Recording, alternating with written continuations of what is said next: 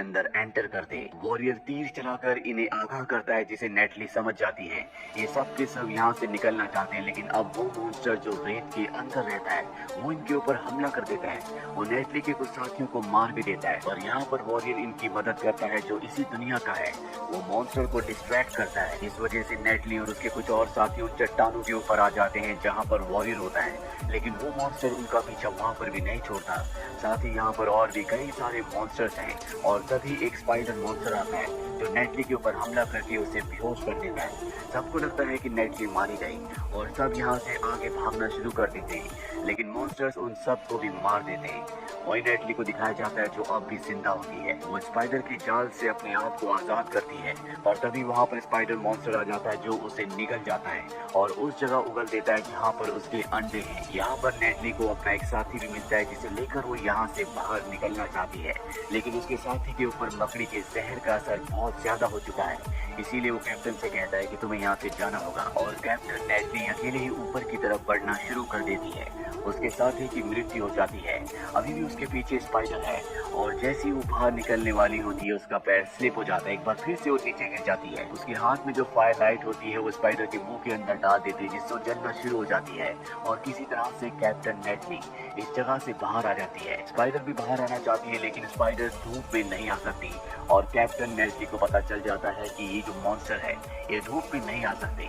इसके बाद captain neatly यहाँ की सबसे ऊंची जगह पर जाती है और देखती है कि चारों तरफ रेगिस्तान के अलावा कुछ भी नहीं है, जिससे वो पूरी तरह से हताश हो जाती है। अब वहीं पर पड़े हुए एक पत्थर को रेगिस्तान के ऊपर फेंकती है और तभी रेत के अंदर जो मॉन्स्टर होता है वो बाहर आ जाता है, जिससे उसे पता चलता है कि हल्की सी भी कंपन से मॉन्स्टर को पता चल जाता है कि कौन कहाँ पर है। साथ ही रेगिस्तान के जो मॉन्स्टर है वो दिन में भी हमला करते हैं। अब वो इन्हीं रास्तों से आगे बढ़ते हुए एक जगह पहुंचती है जहाँ पर उसे वो जहाज दिखता है जो इस कहानी की शुरुआत में दिखाया गया था, यानी कि वो जहाज यहाँ से कभी आगे बढ़ा ही नहीं और अब उसे खाने के लिए और पीने के लिए कुछ चाहिए, इसीलिए वो जहाज के ऊपर जाती है और तभी हंटर उसके ऊपर हमला कर देता है। ये वही हंटर है जो कहानी की शुरुआत में इसी जहाज से गिर गया था, जिसने पहले भी नेटली और उसके साथियों की मदद की थी, लेकिन उसे लगता है कि दूसरी दुनिया से आने वाले लोग इनके लिए खतरा है। इसीलिए नेटली और हंटर के बीच में फाइट होना शुरू हो जाती है। दोनों ही बहुत अच्छे फाइटर होते हैं, लेकिन किसी तरह से नेटली को बंदी बनाकर उस जगह ले जाता है जहाँ वो खुद रहता है। ये जगह दिन और रात दोनों वक्त में मॉन्स्टर से पूरी तरह से सुरक्षित है। अब हंटर नेटली को इसी जगह छोड़कर बाहर जाता है ताकि यहाँ से निकलने के रास्ते को देख सके और जब वो वापस आता है तो देखता है कि नेटली वहाँ पर नहीं है और तभी पीछे से नेटली उसके ऊपर हमला कर देती है और अब नेटली उसे बंदी बना लेती है। इसके बाद भी इन दोनों के बीच में फाइट होती है। फाइट करते करते ये दोनों बाहर आ जाते हैं और तभी हंटर का पैर स्लिप हो जाता है और नीचे गिरना शुरू हो जाता है और वो उस होल के अंदर जाने वाला होता है जिसके अंदर स्पाइडर रहती है, यानी कि वो मॉन्स्टर स्पाइडर। लेकिन इससे पहले कि उसका हाथ छूटता, यहाँ पर नेटली को एहसास होता है कि इन दोनों को लड़ना नहीं चाहिए बल्कि एक दूसरे का साथ देना चाहिए। इसीलिए वो हंटर को ऊपर खींच लेती है और उसकी जान बचा लेती है, जिसके बाद वो हंटर के हाथ खोल देती है। साथ ही उसे खाने के लिए चॉकलेट भी देती है जो हंटर ने अपनी जिंदगी में पहली बार खाई थी और अभी दोनों के दोनों तय करते हैं कि ये एक दूसरे की मदद करेंगे।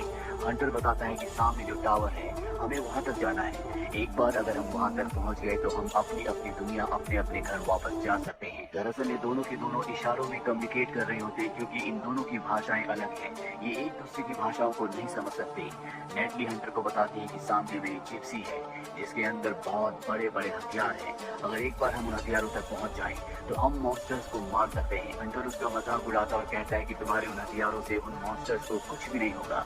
वो उसे बताता है कि जमीन के अंदर जो मॉन्स्टर स्पाइडर है उसके पास जो जहर है उस जहर से हम इन मॉन्स्टर्स को मार सकते हैं, लेकिन सबसे पहले हमें उस जहर को हासिल करना होगा। रात को ये स्पाइडर मॉन्स्टर के लिए एक जाल बिछाते हैं जहाँ पर हमें दिखाया जाता है कि नेटली उसका चारा बनकर खड़ी हो जाती है और जब स्पाइडर मॉन्स्टर उसके पीछे आता है तो हंटर उसे ट्रैप में फंसाकर उसे मार देता है, जिसके बाद ये उसके डंक को तोड़कर उसे अपने साथ ले जाते हैं। रात को हंटर उसके डंक से जिसमें जहर है हथियार बनाता है ताकि रेगिस्तान के नीचे वाले मॉन्स्टर को मारा जा सके और साथ ही अब वो यहाँ पर नेटली को ट्रेनिंग भी देता है ताकि वो उसके हथियार चला सके।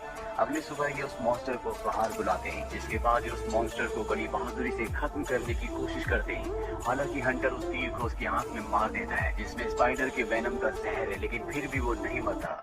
साथ ही यहाँ पर दिखाया जाता है कि नेटली अपनी गन से उस पर कई गोलियां चलाती है, उसे बॉम्ब से ब्लास्ट भी करती है, लेकिन अब भी वो जिंदा होता है। हंटर उस मॉन्स्टर के सर के ऊपर तलवार को गाड़ देता है, लेकिन इससे पहले कि उस तलवार को दबा था, मॉन्स्टर उसे नीचे गिरा देता है, जिससे हंटर बेहोश हो जाता है। और अब नेटली उसके सर के ऊपर चढ़कर बड़ी बहादुरी से उस तलवार को दबा देती है, जिससे उसकी मौत हो जाती है। हंटर अब बेहोश है, इसीलिए नेटली उसे खींचकर रेगिस्तान के सफर में आगे ले जाती है, लेकिन रास्ते में उसे होश आ जाता है। और इसके बाद ये दोनों के दोनों आगे बढ़ते हुए रेगिस्तान को पार करते हैं, जिसके बाद ये एक ऐसी जगह पहुंच जाते हैं जहां पर पीने के लिए पानी है, खाने के लिए खाना है, चारों तरफ हरियाली होती है। हंटर इस जगह के बारे में सब कुछ जानता है, क्योंकि वो इसी जगह से बिलोंग करता है। रात को जब ये दोनों के दोनों बैठे होते हैं, तभी यहाँ पर आग उगलने वाला ड्रैगन आ जाता है, जिसके आने की वजह से यहाँ पर जितने भी जानवर होते हैं वो भागना शुरू कर देते हैं। और इससे पहले कि वो नेटली और हंटर को कुचल दे, यहाँ पर हंटर के साथी आ जाते हैं जो इन दोनों को बचा लेते हैं। हंटर के साथियों में एडमिरल भी होता है, जो इनका लीडर है।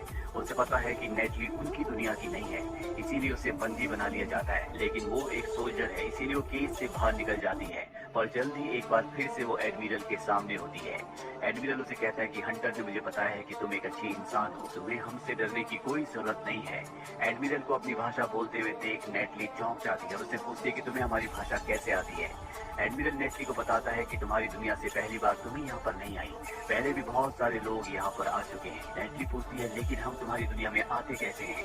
एडमिरल बताता है कि यहाँ की जो पुरानी सभ्यता थी उनका विज्ञान बहुत ज्यादा एडवांस था, इसीलिए उन्होंने एक ऐसा रास्ता बनाया जिससे वो तुम्हारी दुनिया में भी ट्रैवल कर सकते थे। पर विज्ञान के ज्यादा एक्सपेरिमेंट्स करने की वजह से वो सब के सब खत्म हो गए, लेकिन उन्होंने जो दूसरी दुनिया में जाने का और आने का रास्ता बनाया था वो आज भी ज्यों का त्यों है। इसके बाद एडमिरल नेटली को सामने एक बहुत बड़े टावर को दिखाता है और बताता है कि वो सब के सब वहीं रहते थे और वहीं से तुम्हारी दुनिया में जाने का रास्ता है।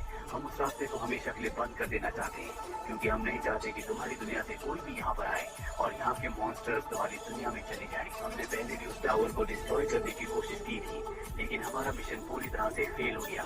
हंटर भी हमसे अलग हो गया था और अब जबकि हंटर और तुम हमारे साथ हो तो हम एक बार फिर से कोशिश करेंगे। और अगली सुबह सब के सब टावर की तरफ निकल पड़ते हैं और जल्दी टावर तक पहुँच जाते हैं। यहाँ पहुँचने के बाद नेटली एक बार फिर से उसी तरह के पत्थर देखती है, इस तरह के पत्थर उसने अपनी दुनिया में यानी कि अर्थ पर देखे थे, जिन पर कुछ लिखा हुआ था।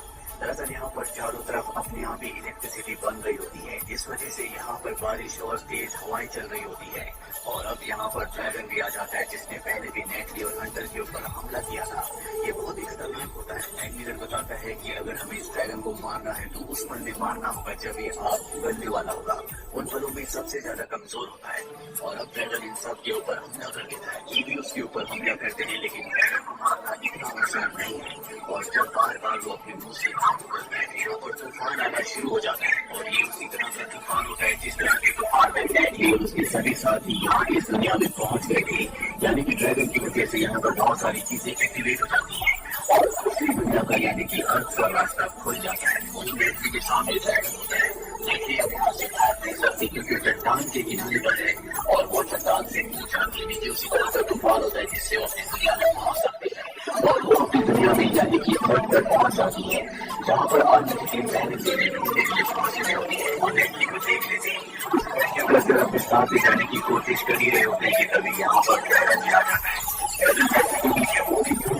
और अब वो हमारी दुनिया में यानी कि अर्थ पर पहुंच चुका है, तो यहाँ पर सोच के ऊपर हमला कर देता है और उन सबको खत्म कर देता है। नेटली और दूसरी क्या होती है, उसकी दूसरी दुनिया की हथियार जो होती है जिससे वो ड्रैगन के ऊपर हमला करती है। और जब ड्रैगन बनने वाला होता है तो वो उसके पेट के अंदर बहुत सारे बॉम्ब डाल देती है और सभी बॉम्ब ब्लास्ट होते हैं, जिससे ड्रैगन वहीं पर गिर जाता है।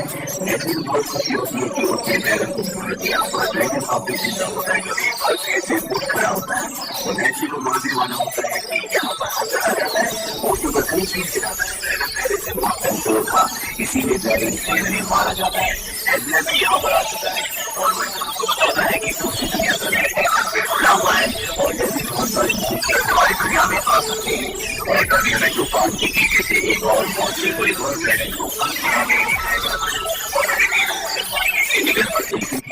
और मारा गया वही दूसरी दुनिया यानी कि हंटर की और एडमिरल की दुनिया में दिखाया जाता है, जहाँ पर इंसान नहीं है, वो उनके कोशिश कर रहा होता है और ये सब दूसरे के साथ होता है। हमें इसके बारे में कुछ भी नहीं पता। इस कहानी के अंत में बहुत सारे सवाल छूट जाते हैं और कोई जवाब हमें तक मिलेंगे जब उस दर्द से ये कहानी आपको पसंद आई।